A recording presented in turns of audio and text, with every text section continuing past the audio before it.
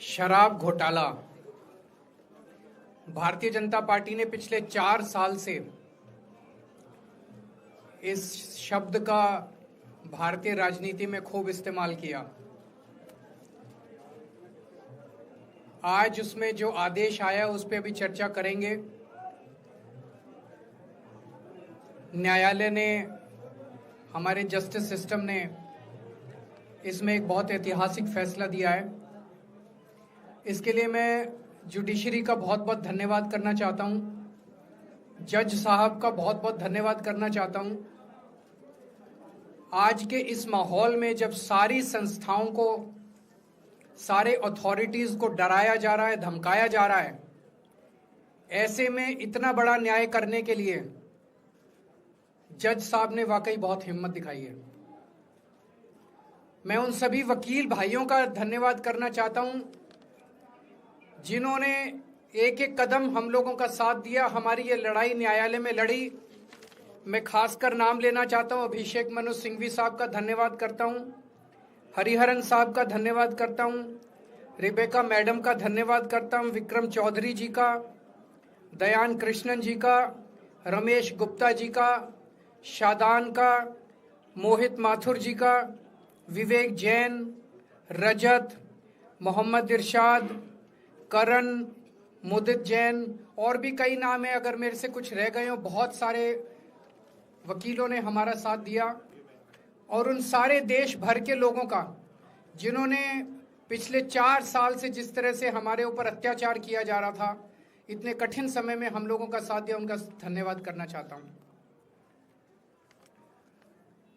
आप जान रहे हैं कि किस तरह से पिछले 4 साल से ईडी को, सीबीआई को, सारी संस्थाओं को इस्तेमाल करके हमारे ऊपर एक शराब घोटाला नाम का एक आरोप लगाया गया। सीबीआई ने, ईडी ने उसमें चार्जशीट फाइल की। आज कोर्ट को प्राइमा फेसी ये निर्णय लेना था कि क्या सबूत और गवाहों के बयानों के आधार पे सफिशिएंट मटेरियल है कि इसमें मुकदमा चलाया जाए। अभी मुकदमा चला नहीं था। कोर्ट को यह निर्णय लेना था कि क्या मुकदमा चलाने लायक सफिशिएंट मटेरियल है, और कोर्ट ने लगभग 600 पेज के आदेश में सारे सबूतों और सारे गवाहों को मद्देनजर रखते हुए यह कहा है कि इतना भी सबूत नहीं है, इतने भी गवाहों के बयान नहीं है, एक निक्का सा भी सबूत नहीं है कि इसमें मुकदमा तक चलाया जा सके। अगर मुकदमा चलाया जाता, 15-20 साल मुकदमा चलता, उसमें बहुत सारे गवाह बुलाए जाते, सबूत रखे जाते, उसके बाद होता, वो तो अलग बात है। कोर्ट का यह कहना है कि इतना टुच्चा केस है, इतना फर्जी केस है, इतना बेकार केस है, इतना गलत केस है। ये मैं नहीं कह रहा, ये भाषा है। आप कोर्ट का ऑर्डर पढ़िए। ये ऑर्डर जो है ये ऐतिहासिक ऑर्डर है।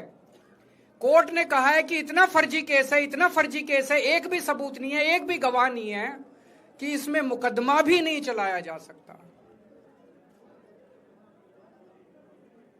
ये पूरा षड्यंत्र किसने रचा, क्यों रचा? ये पूरा षड्यंत्र 2 लोगों ने मिलकर रचा, नरेंद्र मोदी जी और अमित शाह जी। और आज उन दोनों को पूरे देश से माफी मांगनी चाहिए। उन दोनों ने मिलकर षड्यंत्र रचा कि आम आदमी पार्टी को खत्म किया जाए, आम आदमी पार्टी को बर्बाद किया जाए, और उस षड्यंत्र के तहत आजाद भारत का सबसे बड़ा और सबसे घिनौना षड्यंत्र रचा उन लोगों ने। वो देख रहे थे कि दिल्ली में वो हमें नहीं हरा सकते। वो देख रहे थे कि दिल्ली की जनता हमारे कामों से बहुत खुश है। वो देख रहे थे दिल्ली में कामों की राजनीति के आधार पे वो कहीं खड़े नहीं होते, तो उन्होंने एक षड्यंत्र रचा। जनता जानती है कि केजरीवाल ईमानदार, उन्होंने कहा केजरीवाल की ईमानदारी पे चोट करो। जनता जानती है कि आम आदमी पार्टी ईमानदारी, उन्होंने कहा आम आदमी पार्टी की ईमानदारी पे चोट करो। उन्होंने आम आदमी पार्टी को खत्म करने के लिए षड्यंत्र रचा और बोले केजरीवाल बेईमान है, केजरीवाल बेईमान है, केजरीवाल बेईमान है, केजरीवाल ने शराब घोटाला किया, केजरीवाल पैसे खा गया, केजरीवाल ने 100 करोड़ रुपए खा लिए। मैंने जिंदगी में केवल ईमानदारी कमाई है। मैंने जिंदगी में केवल इज्जत कमाई है, एक नया पैसा नहीं कमाया मैंने अपनी जिंदगी में। इन लोगों की तरह नहीं हूं मैं। मैंने जिंदगी में एक नया पैसा नहीं कमाया, केवल ईमानदारी कमाई है। और ये उस ईमानदारी के ऊपर चोट करना चाहते थे, उसके लिए इन्होंने षड्यंत्र रचा था। आज कोर्ट के ऑर्डर के बाद यह साबित हो गया देश के सामने, केजरीवाल कट्टर ईमानदार है, मनीष सिसोदिया कट्टर ईमानदार है, संजय सिंह कट्टर ईमानदार है, दुर्गेश कट्टर ईमानदार है, आम आदमी पार्टी कट्टर ईमानदारी है। हम नहीं कह रही है, कोर्ट ने सारे देश के सामने बोला है। कई लोग ये कहते हैं जेल से आने के बाद केजरीवाल चुप क्यों हो गया, केजरीवाल गायब हो गया, केजरीवाल कहां गया। मैं कोई नेता नहीं हूं, मैं कोई पॉलिटिशियन नहीं हूं। पॉलिटिशियन को फर्क नहीं पड़ता, उनको 4 गाली दे दो, मोटी चमड़ी होती है उनकी। मैंने जिंदगी में केवल ईमानदारी कमाई है। मेरे को जब कोई बेईमान बोलता है मुझे फर्क पड़ता है। मेरे को जब जेल भेजा जाता है, मेरे परिवार के ऊपर ताने मारे जाते हैं, मेरे को फर्क पड़ता है। केजरीवाल को फर्क पड़ता है। इसलिए मैंने तय किया था कि जब सारे देश के सामने मैं निर्दोष साबित हो जाऊंगा तब तक मैं चुप रहूंगा। आज मेरे दिल से बहुत बड़ा बोझ उतर गया। मैं मोदी जी को कहना चाहता हूं, मोदी जी आपने हमारे ऊपर इतने केस कर लिए, आपने ईडी छोड़ दी, आपने सीबीआई छोड़ दी, आपने पुलिस छोड़ दी, आपने इनकम टैक्स छोड़ दिया हमारे पीछे, आपने जेल भेज दिया हमारे 5 सबसे बड़े नेताओं को। आम आदमी पर एक समय ऐसा था जब आम आदमी पार्टी के सबसे टॉप के 5 नेता जेल में थे एक साथ। उसके बाद भी केजरीवाल का कुछ नहीं बिगाड़ सके। अब तो एक ही तरीका बचा है मोदी जी केजरीवाल से निपटने का, केजरीवाल का कत्ल करवाना पड़ेगा, केजरीवाल की हत्या करवानी पड़ेगी। उसके अलावा अब केजरीवाल आपसे संभलने वाला नहीं है। अब आपके बस का नहीं है केजरीवाल, आपने सब कुछ करके देख लिया, अब केजरीवाल का कत्ल ही करवाना पड़ेगा। और एक तरीका है, मैं पहले भी बोल चुका, लेकिन वो मोदी जी के बस का नहीं है। मैंने 500 स्कूल बनवाए दिल्ली में, आप 5000 स्कूल बनाओ। मैंने दिल्ली की सड़कें अच्छी करी, आप पूरे देश की सड़कें ठीक कर दो, देखो केजरीवाल को कोई पूछेगा ही नहीं। केजरीवाल ने 200 मोहल्ला क्लिनिक बनाए, आप 20,000 मोहल्ला क्लिनिक बनाओ। आप तो देश के प्रधानमंत्री हो, अरे अच्छे काम करो ना। वो नहीं होता मोदी जी से, वो मोदी जी से नहीं होता। मैं उनको कहना चाहता हूं, प्रधानमंत्री जी, केवल सत्ता की जो प्रधानमंत्री मोदी जी की और अमित शाह जी की सत्ता की हवस है, ये उसका नतीजा है जो ये षड्यंत्र रचा गया। और इस षड्यंत्र का मैं बहुत छोटा हूं, हमारे परिवार ने बहुत भुगत भोगी है। मैं जेल गया, मेरी मां बीमार रहती है बहुत ज्यादा, उसको अस्पताल में एडमिट कराना पड़ा, बहुत रोई मेरी मां, बहुत रोई। इनकी पत्नी मनीष सिसोदिया जी की पत्नी, उनको मल्टीपल स्क्लेरोसिस डिजीज है, सब लोग जानते हैं। जब सुप्रीम कोर्ट में केस चल रहा था, संजीव खन्ना जी ने कहा कि बहुत गंदी बीमारी है, उनके नीचे का पूरा पोर्शन काम नहीं करता और धीरे धीरे बीमारी बढ़ती जा रही है। हमारे परिवार ने बहुत भुगता है, लेकिन वो इंपॉर्टेंट नहीं है, हम इंपॉर्टेंट नहीं है, हमारा परिवार भी इंपॉर्टेंट नहीं है। लेकिन मोदी जी और अमित शाह जी के षड्यंत्र का खामियाजा जो दिल्ली भुगत रही है, दिल्ली के 3 करोड़ लोग भुगत रहे हैं, उसकी भरपाई कौन करेगा। आज दिल्ली में कहीं चले जाओ, सारी सड़कें टूटी पड़ी हैं, अस्पतालों में दवाइयां मिलनी बंद हो गई हैं, मोहल्ला क्लिनिक बंद किए जा रहे हैं, स्कूलों का बुरा हाल हो रहा है।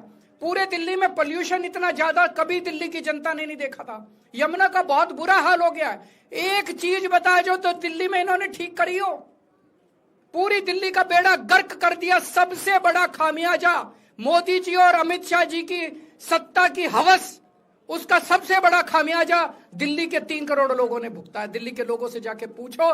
आज मैं चैलेंज करता हूं मोदी जी को, मोदी जी हिम्मत है दिल्ली में दोबारा चुनाव करा के दिखा दो, 10 से ज्यादा तुम्हारी सीट आ जाए, मैं राजनीति छोड़ दूंगा। तुम्हारी 10 से ज्यादा सीट आ जाए, मैं राजनीति छोड़ दूंगा। दिल्ली की जनता त्रस्त हो चुकी है तुम लोगों से।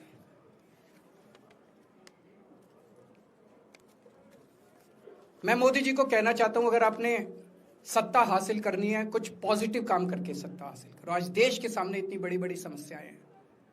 आज देश का युवा दुखी है, देश का व्यापारी दुखी है, देश का उद्योगपति दुखी है। आज अमेरिका हमें आंखें दिखा रहा है।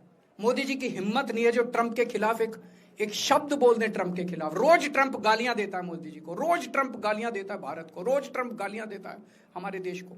मोदी जी के हमारा प्रधानमंत्री भीगी बिल्ली बना हुआ है।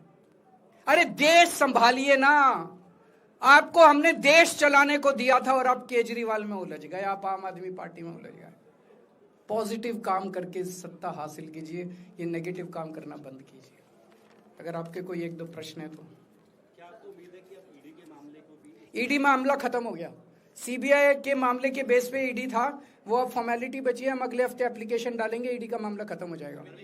कांग्रेस कह रही है कि ये बीजेपी ने जो है कांग्रेस को नुकसान पहुंचाने के लिए आपको जो है राहत दिलवा दी है। मैं आपसे पूछना चाहता हूं, केजरीवाल जेल गया, रॉबर्ट वाड्रा जेल गया, संजय सिंह जेल गया, क्या राहुल गांधी जेल गया, मनीष सिसोदिया जेल गया, सोनिया गांधी जी जेल गई? किस मुंह से बात करते हैं? शर्म नहीं आती कांग्रेसियों को? ले जाए, ले जाए, वो तो ले जाए, उनका हक है। सुप्रीम कोर्ट भी जाएंगे, हाई कोर्ट भी जाएंगे। जैसे निचली कोर्ट में न्याय हुआ, ऐसे ऊपरी कोर्ट में भी न्याय हुआ। जब कोई सबूत है ही नहीं, जब कोई गवाह है ही नहीं, तो ऊपर के कोर्ट में भी कहां से लाएंगे सबूत, कहां से लाएंगे गवाह? आज कोई छोटा मोटा उन्होंने डिस्चार्ज कर दिया है हमें, उन्होंने कहा कोई आरोप ही नहीं बनता। इसके अलावा जो इन्वेस्टिगेटिंग ऑफिसर सीबीआई के ऊपर उन्होंने, कोर्ट ने टिप्पणी की है कि सीबीआई अपने दोषी अधिकारियों के खिलाफ डिसिप्लिनरी एक्शन, कभी ऐसा ऑर्डर देखा है? इसका मतलब कितना फर्जी मुकदमा था कि सीबीआई के अफसरों के खिलाफ डिसिप्लिनरी एक्शन लिया जाएगा। आप कुछ कहना